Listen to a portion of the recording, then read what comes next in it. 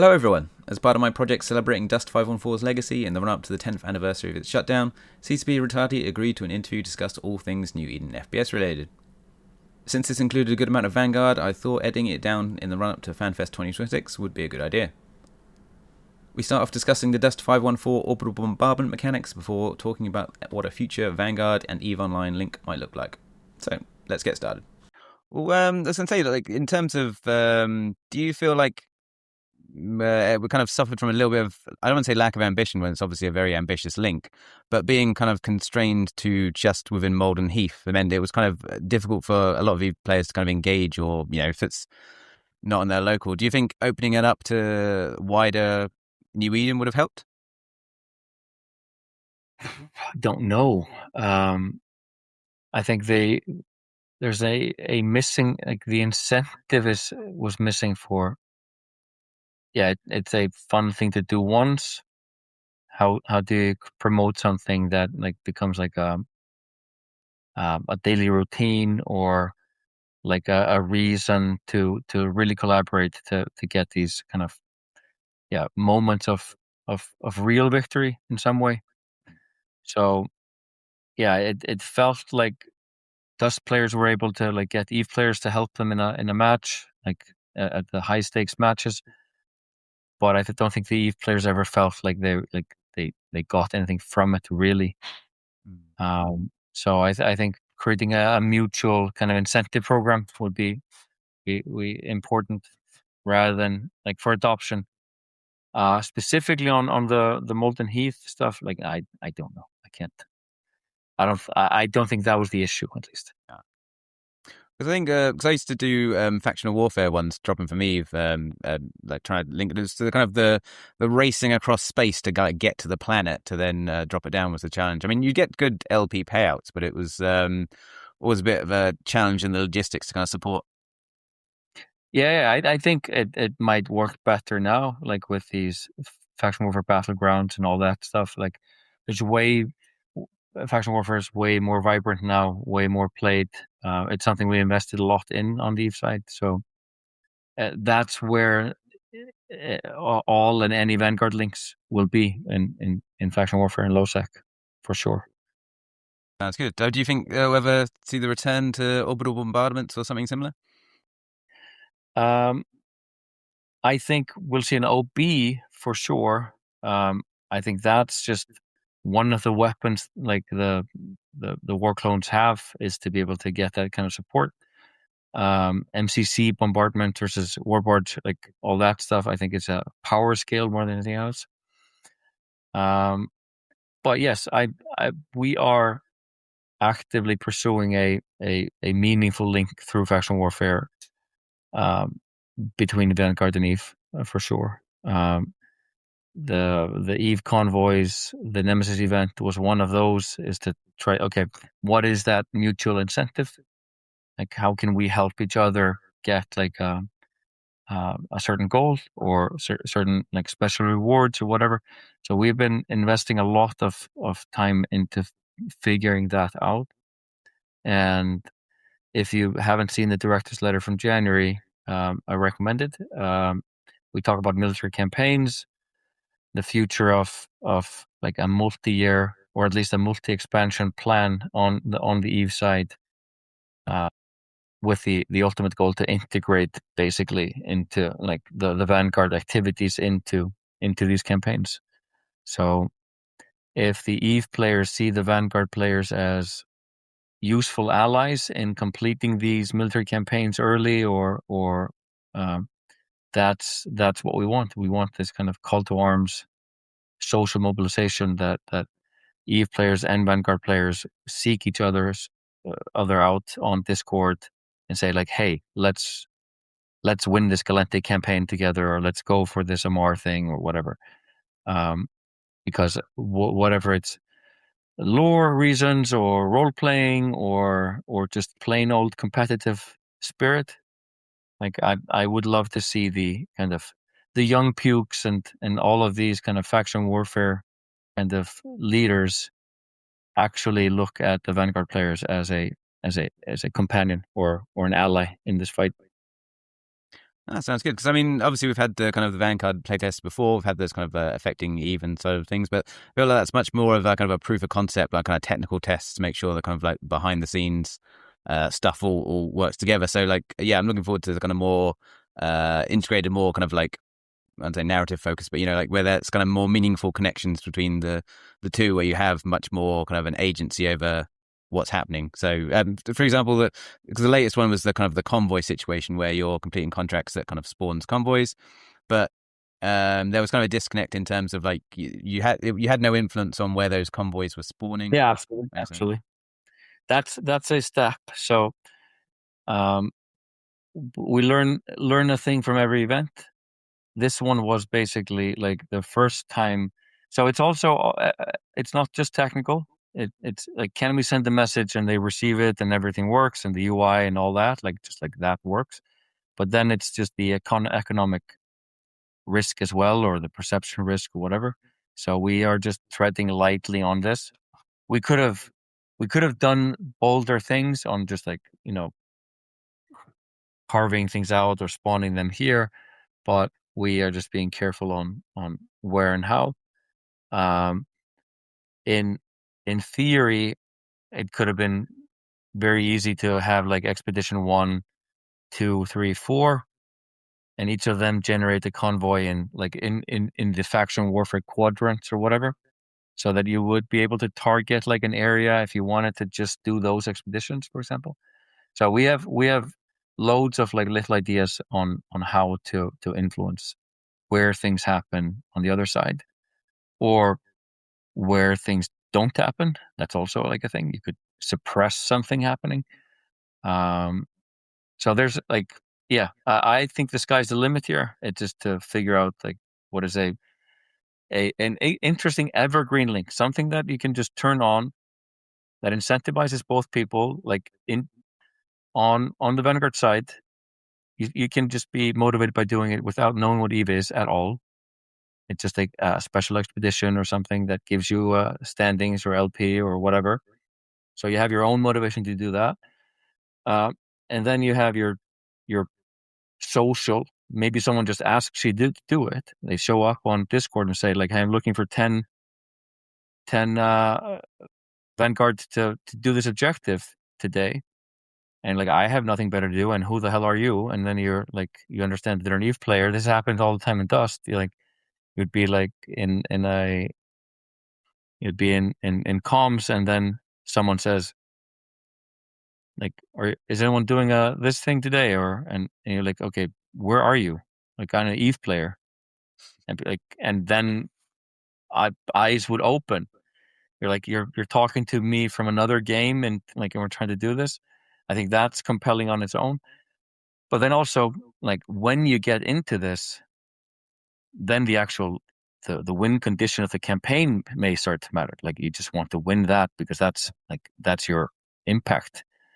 And I think that's the ultimate goal for these the symbiosis of these two games is to drive people to do something that actually changes something, is impactful, is meaningful, more than just complete lobbies and top leaderboards. Like it's not for EVE players or Dust players. It's for any FPS player who wants to do something more than a lobby, more than just loot and a reset.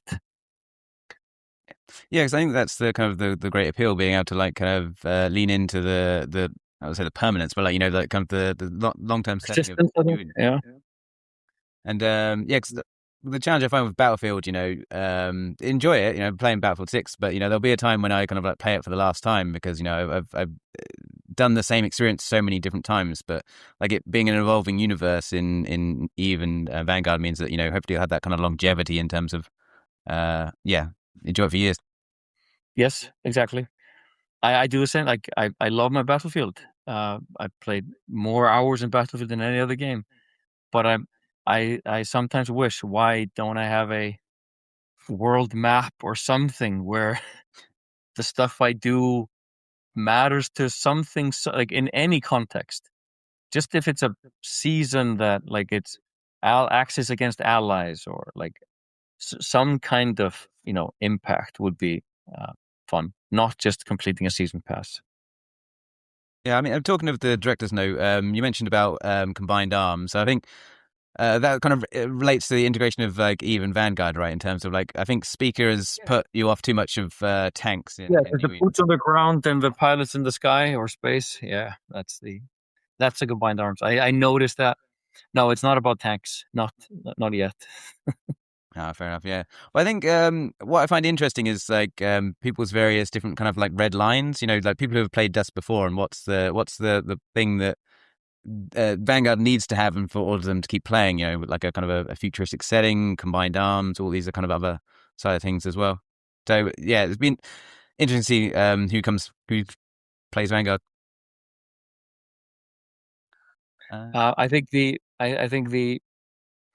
we're not doing 16v16 like vehicular combat. Like it just like we that is a bigger team than we have, and it's not.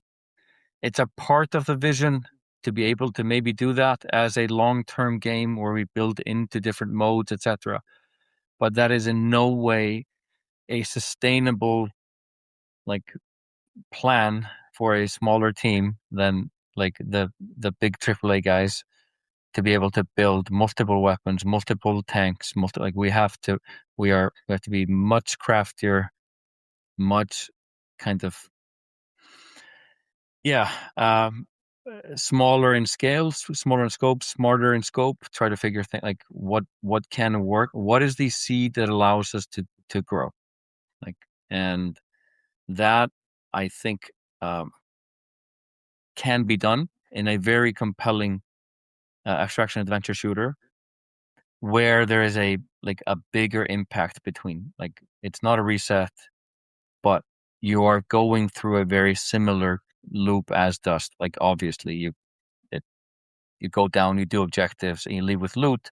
Maybe you don't even have to leave with loot. You just do the objectives, and the objectives and the expeditions were sometimes the thing that you just needed to do. You just needed it, basically just quests. So I think this extraction adventure tag is meant to. It's more than just extraction with loot. Like, it's do quests, do stuff on the ground, do more narrative stuff, more PvE, more like less than PvP. It's not sweaty PvP hardcore loot extraction. I think there are games that like will do that better than we do. I think Marathon is leading into that. I think Tarkov has always been that very campy, very excruciating kind of loss penalty thing. That's not the game that we want to make. We want to make like a dark and gritty and like a moody and a full of experience being on the surface, but more adventurous, more exploration, more like Eve. Like, you venture into an unknown territory, and maybe there's a PvP uh, opportunity, maybe there's PvE, maybe someone listens to you do PvE, and then they come look for you. That is way more the game that we're making, not just go down loot or battle royale, which I think people also just conflate all the time. They just put extraction and battle royale together, and it's like it's sweaty PvP, and I don't want to do it. It can be more than that. Yeah, I mean, from personal experience, I really prefer the it's what you matter on the ground that does it. Like, you know, clones as ammo in terms of like, you know, you're meant to be replaceable, so that you're being hired to accomplish things on the ground, and that's your kind of main goal was kind of really appeals to me. I find with the extraction setup, what I'd like to see them kind of develop a bit more is that if I'm kind of like going down to looting gun parts, but I already have a gun part, it seems a bit like I don't feel it suits the setting as much, if you know what I mean, where it's kind of like that small scale. I'd like to see a much more kind of um, yeah, you are is what you're being hired to achieve things on ground that's much more important than your life because you're inherently your one clone body is replaceable. Yeah. Yes. What would an immortal soldier be doing? Like, what are they doing? They're doing more heists. They're more doing like, uh, assassinations, like that kind of stuff. I think is more akin. And we're aware. Like, I think a lot of the experimentations we've been doing in the closed alpha is okay. Will people mine at all if we offer that as a supplementary thing? So it's also just like pushing out and then pulling in, pushing out, pulling in, trying to figure out like what resonates, what's fun. I actually enjoy the core loop more than I expected to be honest. Like I feel that I can be like, I can blame myself for a lot of like things that I run into where I'm like, oh, I should have crafted better ammo, or I should have brought something. Like I feel I blame myself, and I had some ways to around this, which I like. I like this kind of self-sufficiency. I like crafting like my own stuff. I used to be like my World of Warcraft career was mostly like picking flowers and doing alchemy, like that. Like that's what killing PvE and running into PvP was kind of like an extra. I just all about the flowers, running around on my goat picking flowers. So like I think there's a satisfaction in some of this gameplay that is like, maybe you don't see it until you do it, that it's not just about PvP, it's about like also discovery and going down into a cave and finding something, or like I think the exploration part is very exciting. So it's not all about PvP or looting. And even if you die, like, yeah, you can, it's easier to reclone in this game. Like it's not just a die and you're out kind of thing either. So I think we're trying to be a little bit more flexible in this. We used to, like, we talked about sandbox MMO or MMO FPS. Like they're all trying to say the same thing. It's more of a planetary adventure that sometimes involves killing. Most of the time involves killing, but Yeah. Well, I think Vanguard being shown so early to players, like kind of the open playtest and the VIP playtest, means it is difficult because it's not going to be a linear process. It's not going to be like we're making a game and we're only going to ever make it better and better and better. Like there are, like you say, it's experimental phases in terms of like. So I think that's what maybe CCP needs to make sure people are aware of, communicate well, that it's going to change as it were. What it is not the same. no, I think like if it's a very catch-22 thing. It's why did you show us this? It's so ugly and unfinished. Versus why didn't you show it early enough so we could give comments and help you build it as a community? This is very tough. Like okay, maybe I should have waited longer before I showed you like these assets, or we're fine. We just take this in stride and we say like, okay, we'll see you next time. Like, give us feedback, keep giving us feedback. We'll work on it. And you can see this with a lot of like now, I would say faux early access games. They're not early access. They've been ready for months, and they're just pretend early access. And now they are compared to our real early access. And now we're shitty and like not as sophisticated or not highest quality, and we don't have 20 weapons. No, because it's early access. So I think it is a very difficult market today for sure, to try to figure this out. What is the right path to develop something with the community without being exposed to like the heavy criticism of both the community and press. So we can just see this in recent games. Sometimes they're highly polished and they're great. Sometimes they're highly polished and they're not great. And who the hell knows why one game wins and why they don't? Like it's very difficult. So we are just going to keep to it. We're going to make the game that we want to make, and I think that there's loads of people who want to be on that journey. But it's a marathon, not a sprint, and we have the stamina to learn and to kind of grow with the community. I think we've shown that. That sounds good.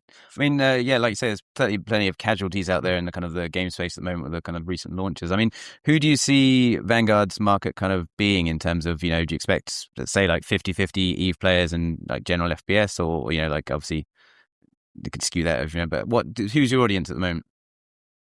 So our primary audience, even if it's not like immediately now, because this is a snowball effect, like there is a mass market appeal that we hope to get to.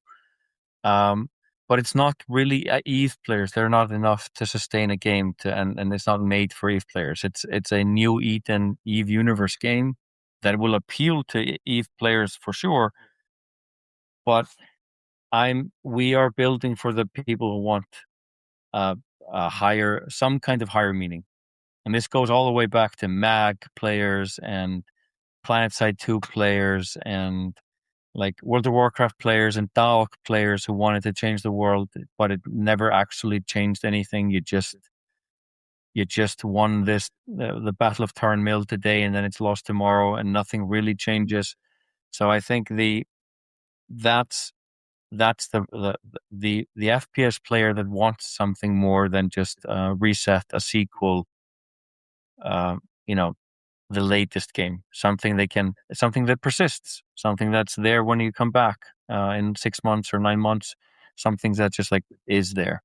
I think the best game, not the competitor, I won't say, but like the best analogy is Warframe. Like Warframe is just the game that kept doing the same thing as EVE did, just kept true to its spirit, true to its like art style, true to everything. It just kept adding stuff and adding stuff. And I think that's how live games and games as a service or whatever you call it is how we want to build our games, is that we build them to last. Yeah, I mean, because that's the aspect I like about Dust Planetary Conquest. Like you say, it's not like kind of wake up in the morning, everything's reset. All those victories are gone. It's like that territory you hold will still be there in the morning. You've obviously got to defend it when the scheduled matches kick off. But it's like it is that kind of kind of permanence and like something you're building towards. Do you think that's something that we'll be building towards in Vanguard as well? That kind of player agency side of things. Oh, 100%. So there's loads of ways to do this kind of stuff. For example, planetary conquest being an owned area. That's not like a thing that like is difficult to make in principle. You just have to have a guild structure in some way to acquire it or like fight over it on a grid. I don't know if it ever made it to Discord, but we have this idea of a meta layer between the games where guilds can basically, we called it bastions. Yeah, it's been talked about at Fanfest. So there's this meta layer. You can just call it like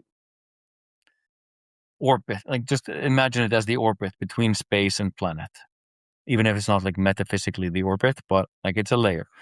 And we imagine that like social gameplay happens on this layer where let's say that you and I, we make a guild together and we like get some people together and we build our warbarge. And now actually like a warbarge, not a 2D warbarge.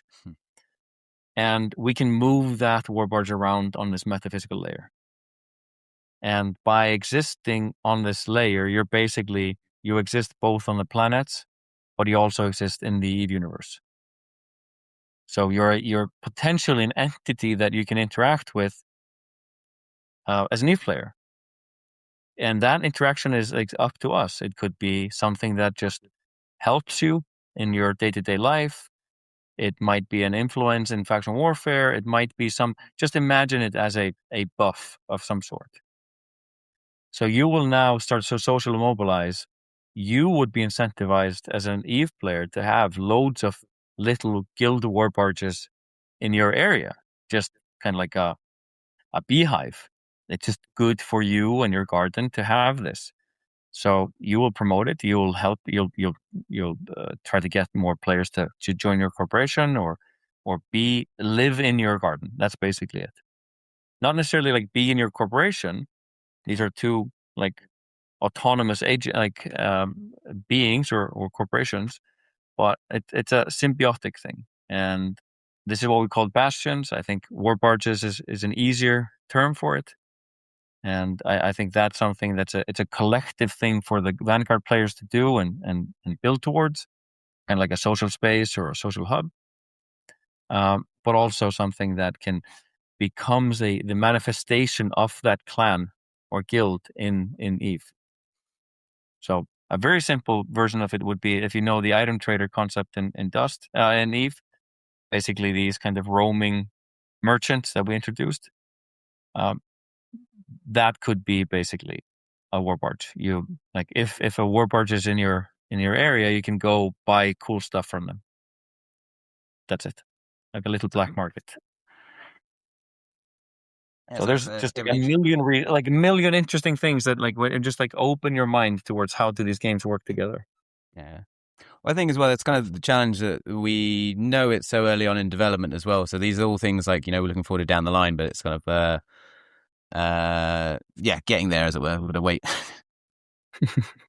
So I think the alpha that Collins talked about is way more nailing the shooter aspect. It's all about nailing the core loop. It's the gunplay, which I am not like, which needs improvements for sure. I think it passes muster. It's not like competitive, but it's good enough right now. That needs to be better. We need to level up our NPCs, our AI, like to like make it feel live, make it feel more like interesting and compelling, not just kind of cannon fodder. And we need to have this higher purpose in every extraction or every deployment. Is that you go down there for a purpose, an objective, and it is a puzzle to be solved, whether it's difficult PvE or the presence of PvP. But you need to figure something out, win that, and I think have a higher purpose. And we've talked about a higher purpose, obviously being something like drop-ship fitting or something. So like in some quest of like, what is the thing that you like really want in your progression? Like you have your lowest loop, which is just you and your gun, and then what's the aspirational content? It's obviously to get another suit, level up that suit, fit that suit, etc. So like there's a mini loop, and then there's this kind of suit fitting loop on top of it, and then what is that like? How are you getting the modules? How are you getting the like whatever you need, like all the cool stuff?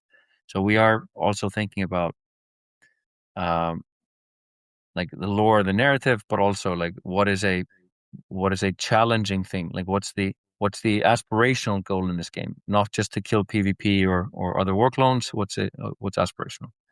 So I think we'll shed more lights on that at FanFest as well. So there you have it. FanFest 2026 should offer some interesting details on the EVE and Vanguard tie-in. The big reveals are likely to be in the EVE Online keynote on the 15th of May and the Vanguard keynote early on the 16th. I'd like to once again thank CCP Rattati for coming onto the channel. This was part of a large interview recognising Dust 514 in the run-up to the 10th anniversary of its shutdown. I'll be releasing the interview in full on the 30th of May, so until then, fly safe.